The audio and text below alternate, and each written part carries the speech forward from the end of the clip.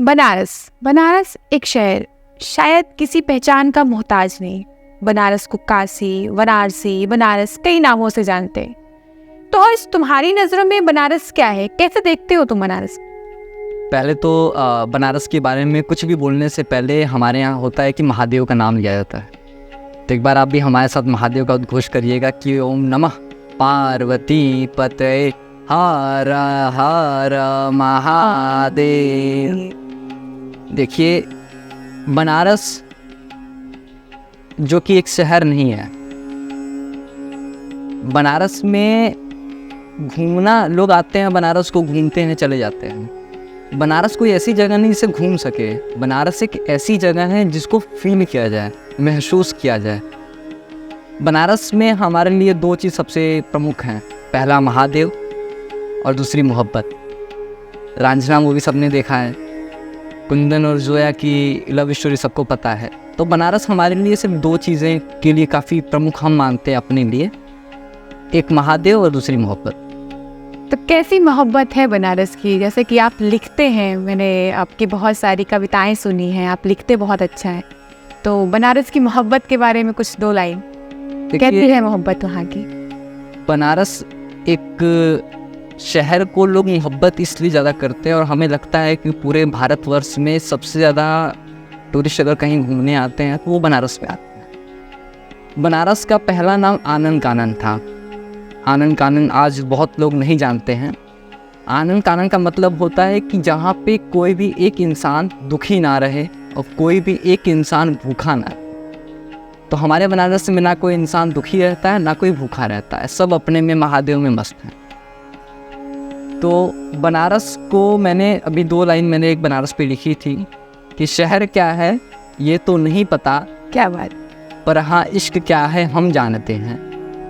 शहर क्या है ये तो नहीं पता, पर हाँ इश्क क्या है हम जानते हैं। बनारस क्या है हमसे पूछो, हम फक्कड़ बनारसी हैं गुरु सब जानते हैं। क्या बात है, क्या बात है। लेकिन जैसे मैंने कई किताबों में पढ़ा है, मैं बनारस गई तो नहीं हूँ, लेकिन हाँ मैंने पढ़ा है कि बनारस को काशी भी कहते हैं, और काशी बहुत पूरे विश्व में सबसे पुराना शहर माना जाता है। तो ऐसा मतलब किस आधार पे इसको ऐसे बोलते हैं कि बनारस सबसे पुराना शहर है? देखिए, जब ये शहर बसा था काशी, ऐसी मान्यता है पुराणों में कि ये जो शहर बसा था वो बहुत हजारों साल पहले इसको महादेव ने बसाया था, बनारस को। और बनारस बसा था पार्वती जी की इच्छा के अनुसार। पार्वती जी जब कैलाश पे रहती थी महादेव के साथ, तो उनकी इच्छा हुई कि महादेव हमें कहीं और रहना चाहिए जहाँ पे सब इंसान सुखी हो, हर कुछ हो। तो महादेव ने उनकी इच्छा के अनुसार वहाँ पे काशी नगरी को बसाया, जिसका पहले मैंने बता रखा है कि उसका नाम आनंद कानन था। फिर बाद में काशी हुआ, फिर बाद में बनारस हुआ, फिर बाद में वाराणसी हुआ। इसमें देखिए दो चीज़ें जुड़ती हैं। जो अभी का नाम है, फिलहाल का नाम वाराणसी। वाराणसी जो है वो दो नदियों को लेके बनाया गया, एक वरुणा और एक अस्सी।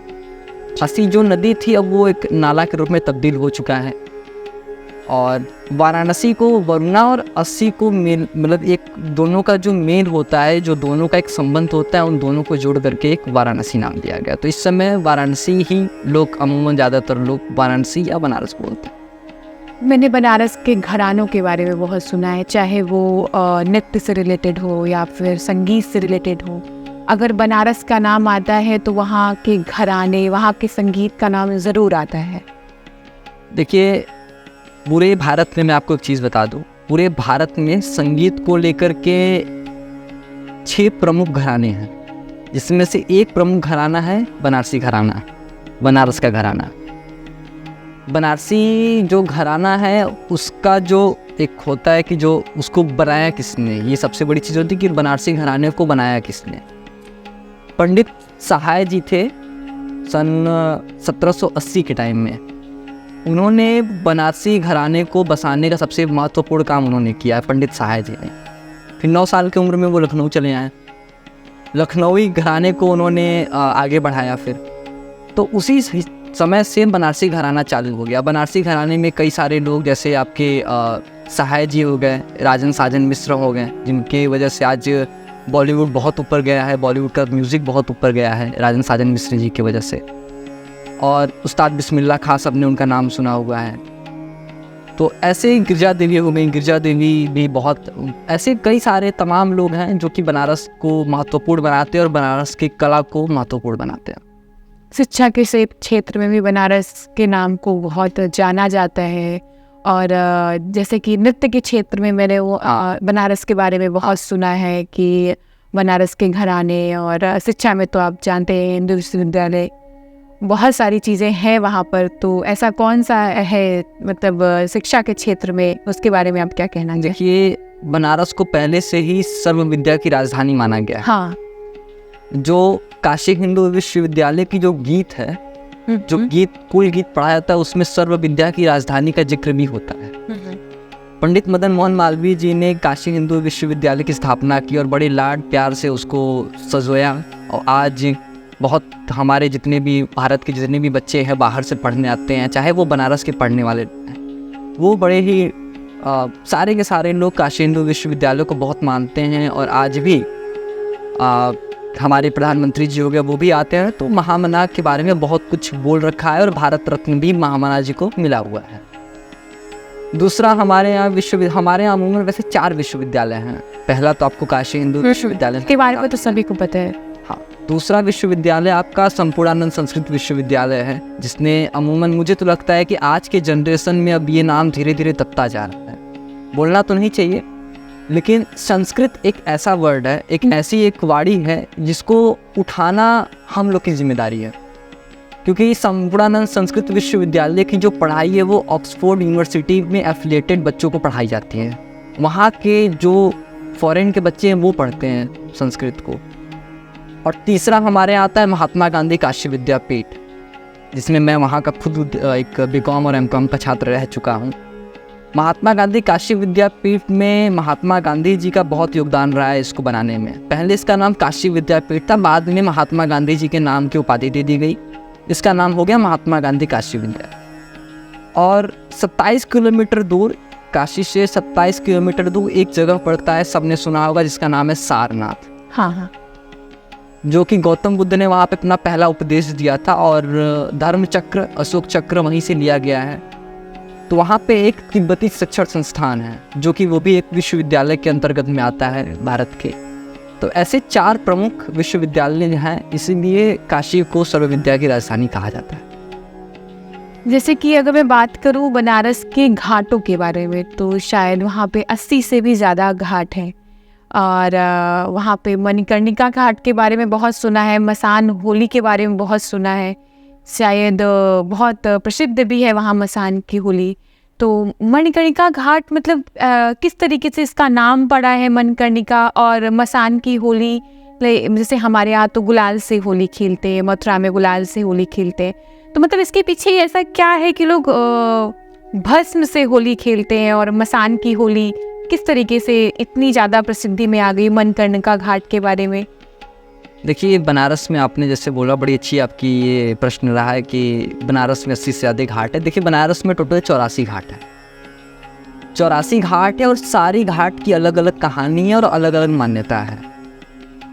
तो शुरुआत होता है रविदास घाट से, ख़त्म होता है आपका नमो घाट पे। पहले राज घाट था, फिर बाद में एक नया घाट भी बना, इसको नमो घाट कहते हैं। तो एक तरह से पूरा मिला करके 85 घाट हो चुके हैं। तो आपने बोला कि मणिकर्णिका घाट उसमें से एक अहम हिस्सा है। तो मणिकर्णिका घाट की पहले आपको एक कहानी, क्योंकि मैंने बताया ना, आप उसमें हर एक घाट की एक अलग कहानी है। तो मणिकर्णिका घाट की मैं एक कहानी आपको बता दूँ। मणिकर्णिका घाट बना कैसे, ये बड़ा महत्वपूर्ण प्रश्न है। देखिए, मणिकर्णिका का मतलब होता है कान का कुंडल। मणि कर्णिका, कर्ण मतलब कान, मणि मतलब कुंडल। एक बार पार्वती जी नहाने गई गंगा में, तो गंगा जी में जब नहाने गई वो, तो उनका नहाते हुए उनका एक कुंडल गिर गया। जब वो कुंडल गिरा, जिस घाट पे वो नहा रहे थे उस घाट पे उनका कुंडल गिर गया। तो वो बहुत खोजी, अति प्रिय था उनके लिए वो कुंडल। वापस आई, नहीं मिला। तो महादेव से बोला कि मेरा कुंडल गिर गया, आप उसे खोज के लाइए, वो मेरे लिए बहुत प्रिय है। तो महादेव वहाँ गए कुंडल खोजने के लिए जहाँ पार्वती जी ने नहाया था। तो वो कुंडल उन्हें नहीं मिला। तो वहाँ पे 5 साधु बैठे हुए थे, 5 संत बैठे हुए थे। तो महादेव गए, उनसे पूछें कि अरे आपने यहाँ पे कोई कुंडल गिरा या पाया हुआ देखा है? तो महादेव ने बोला कि तो महादेव ने उनसे पूछा, तो साधु, पांचों साधु बोले कि नहीं, हमने नहीं पाया। लेकिन उसमें से एक साधु जिनके पास उनका कुंडल उनको मिला था। महादेव तो भाई अंतर्यामी, वो सब जानते हैं। तो महादेव ने क्रोधित होकर उनको श्राप दिया कि जाइए, आज से इस घाट पे चिता जलेंगी, जितने लोग यहाँ पे मरेंगे यहाँ पे चिता जलेंगे, और आप ही के कुल और वंश के जितने भी बाल बच्चे होंगे वो यहाँ पे डोम का काम करेंगे। आज भी वहाँ पे डोम राजा हैं, डोम राजा के वंश जो भी उन्हीं के वंश जो हैं वो आज उसको लगातार निरंतर बढ़ाते चल रहे हैं। ये हुआ मणिकर्णिका। अब आपने पूछा कि मणिकर्णिका पे जो मशान होली होती है, देखिए बरसाने की होली बहुत प्रसिद्ध है। हमारे भारतवर्ष में एक होली को बड़े ही प्रमुख तौर पे और बड़े ही प्रिय से मनाया जाता है। होली को उसमें मशान होली बड़ी प्रिय है। देखिए एक जब भादव जैसे फाल्गुन आया, तो फाल्गुन में जो आपका एकादशी पड़ता है, एकादशी के दिन वहाँ पे रंग भरी एकादशी खेली जाती है। ठीक है, जो कि एक टेढ़ी नीम जगह है। टेढ़ी नीम से काशी विश्वनाथ के यहाँ पे एक शिवरात्रि के बाद एकादशी के दिन टेढ़ी नीम से काशी विश्वनाथ में पार्वती जी का गौना उठता है, मतलब उनकी विदाई होती है। पार्वती जी ससुराल आती हैं। अच्छा। तो उसे बड़े ही साज सज्जा से खेला जाता है। लोग उसको बहुत ही आनंद प्रिय खेल मानते हैं ज़्यादातर, रंगभरी एकादशी। और उसी दिन सुबह में हरिश्चंद्र की मशान होली होती है, और उसके अगले दिन शाम को या अगले दिन सुबह में ही मणिकर्णिका की मशान होली होती है। तो इसको ये माना जाता है कि रंगभरी एकादशी दिन, उस दिन देवताओं के साथ महादेव होली खेलते हैं, और उसके अगले दिन वो मशान होली खेलते हैं जो उनके असुर, उनके जितने भी भूत प्रेत और पिशाच जितने भी उनके भक्त हैं वो उनके साथ, क्योंकि महादेव तो दोनों साइड से प्रिय हैं। तो वो मशान होली अपने असुर और पिशाच के साथ होली खेलते हैं, जिसको मशान होली कहते हैं। और मशान होली जो हम लोग खेलते हैं वो चिता के भस्म से होली खेली जाती है। ज़्यादातर लोग जो बनारस में अमूमन नहीं गए हैं या जो लोग जाते हैं घूम के चले आते हैं, उनको ये नहीं पता कि जो मशान की जो होली होती है जिसमें भस्म होता है, उस भस्म को बहुत ही प्रमुख माना जाता है और बहुत ही शुद्ध माना जाता है उसको। उज्जैन के महाकाल मंदिर में भस्म की आरती होती, सबने सुना है। तो वो चिता की जो चिता के राख से आरती होती है उसको शुद्ध माना जाता है। तो मशान की होली इसलिए प्रसिद्ध है कि वहाँ पे असुर और पिशाच के साथ, भूत प्रेत के साथ महादेव होली खेलते हैं। वैसे धार्मिक दृष्टि से भी अगर हम बनारस को देखें तो मैंने बहुत कई जगह पढ़ा है कि तुलसीदास जी भी ने जो रामचरितमानस की रचना करी वो शायद बनारस में ही करी है, और जो महाभारत की रचना हुई वेदव्यास ने करी है वो भी वहीं करी है। और ये तो है ही है कि ज्योतिर्लिंग वहाँ पर बाबा विश्वनाथ वहाँ पर विराजते हैं। काशी को महादेव की नगरी कहा जाता है। तो धार्मिक दृष्टिकोण से भी बनारस का एक अलग ही अपना परचम है। हाँ, देखिए बनारस में ऐसे बहुत सारे कलाओं का वर्णन हुआ है। बनारस से बहुत सारे कलाकार उभर के निकले हैं।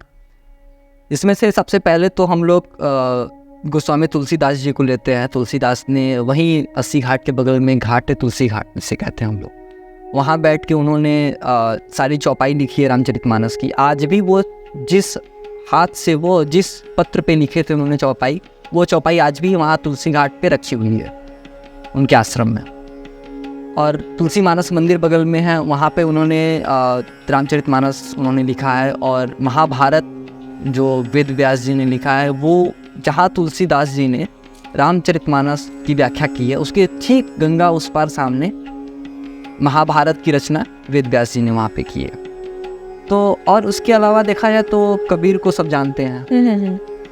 कबीर ने एक अपने अल्हड़पन से और एक अपने ही मजबूती से बनारस के लोगों को जगाया है। हाँ।